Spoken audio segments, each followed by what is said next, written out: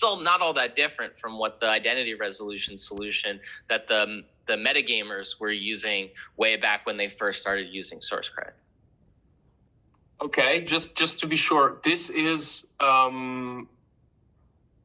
this extensible schema is reasonably easily implementable with SourceCred, or is that a lot of overhead? Just to know. SourceCred data structures are kind of along these lines anyway. I would say what I just described is more like that's really prototypey. Like I just was like, shit, some people did some stuff and they need to get paid, and analytics working group or circle is going to try to report on that so people can see what's happening. And for that, we need data. You know, again, analytics working group, right? Measurement and KPIs and reporting.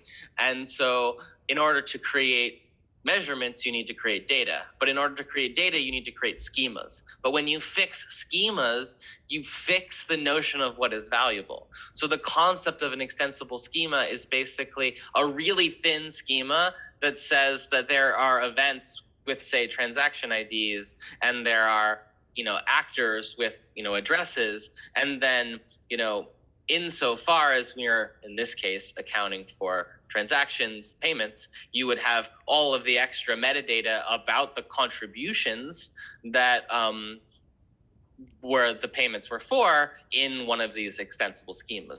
But it doesn't have to be transaction IDs in the sense of, you know, transactions on a blockchain like sends. It could be anything else, like any event, unique ID. But what I'm trying to say is actors and events and artifacts, which is similar to the drawing that I made earlier, actors, events, and artifacts. If you have actors, events, and artifacts, you can kind of combine, you can start to get a graph, and that graph is interrelating those things. And if you're using this extensible schemas concept, you're basically trying to include as little as possible in the first order data structure, and then including some sort of extensible typing, or think of it like headers, right? You're basically saying, look, follow these rules at the top level protocol. And then if you provide a header, it just gives you extra instructions about how to interpret the stuff next layer down.